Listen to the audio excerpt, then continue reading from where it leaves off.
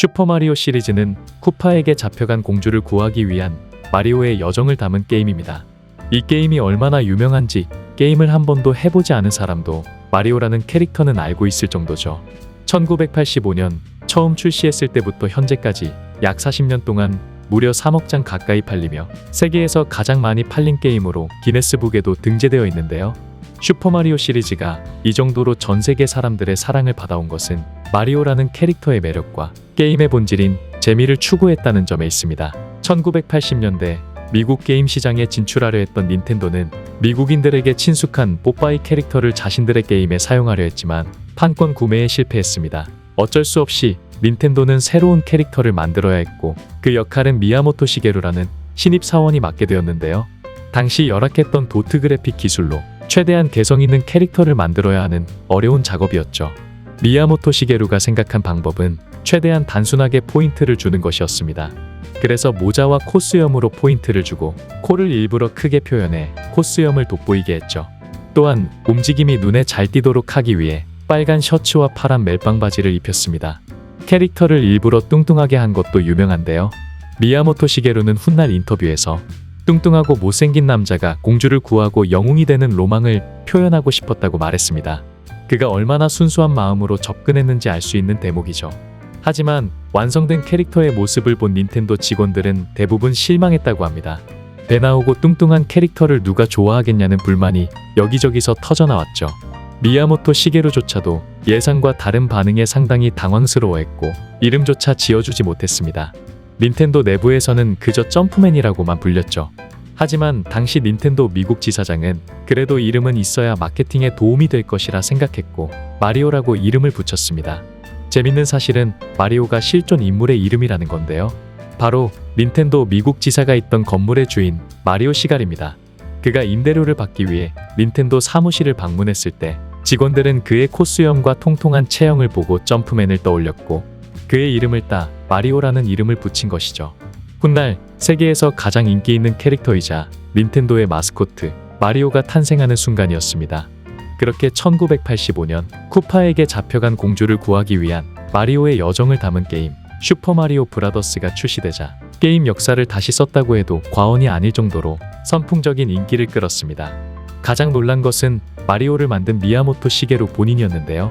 그는 게임 카트리지 양산을 앞두고 공장을 방문했을 때 근로자들이 일은 안 하고 마리오에 빠져 있는 것을 보고 이걸 화를 내야 할지 좋아해야 할지 난감했다고 합니다.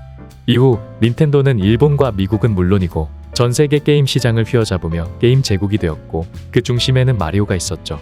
그 인기의 핵심은 점프의 즐거움이었습니다. 마리오는 오로지 점프만으로 벽을 넘거나 부수고 악당을 무찌르고 마지막에는 공주를 구합니다. 점프가 중심이 되는 이 게임은 간단해 보이지만 쉽게 질리지 않고 많은 사람들에게 재미를 선사했죠. 또한 검은색만 있던 배경에도 파란 하늘을 넣고 이동하면서 배경이 바뀔 수 있도록 만들어 실제로 모험을 하는 것 같은 재미를 살렸습니다. 배경음악 또한 빠질 수 없는데요. 대학 시절 밴드에서 기타를 연주한 경험이 있던 미야모토 시게루는 게임은 하는 재미뿐만 아니라 듣는 재미도 중요하다고 생각했고 전문 작곡가를 섭외해 배경음악 의뢰를 맡겼습니다. 그 결과 우리가 한 번쯤은 들어봤던 그 음악이 탄생하게 되었죠. 여기에 게임에 등장하는 정 역시 거칠지 않으면서도 사람들을 즐겁게 할 수 있도록 만들어졌습니다. 공주를 납치한 쿠파부터가 거북이와 공룡을 섞어놓은 디자인이고 그의 부하들도 버섯을 단순화한 생김새인데요. 이처럼 어렵거나 복잡하지 않아 남녀노소 모두가 쉽게 즐길 수 있고 그러면서도 게임의 본질인 재미를 놓치지 않았다는 것이 인기의 비결이었습니다. 게임의 흥행과 함께 주인공인 마리오도 인기를 얻어갔고 이후에는 레이싱, 스포츠, 격투 등 무려 200개가 넘는 닌텐도 게임에서 주연 또는 조연으로 출연하면서 한때 이름조차 없었던 캐릭터는 단숨에 닌텐도의 마스코트가 되었습니다. 마리오는 이후 여러 게임 개발자들에게도 영감을 주었는데요. 가장 유명한 것은 역시 소닉일 겁니다.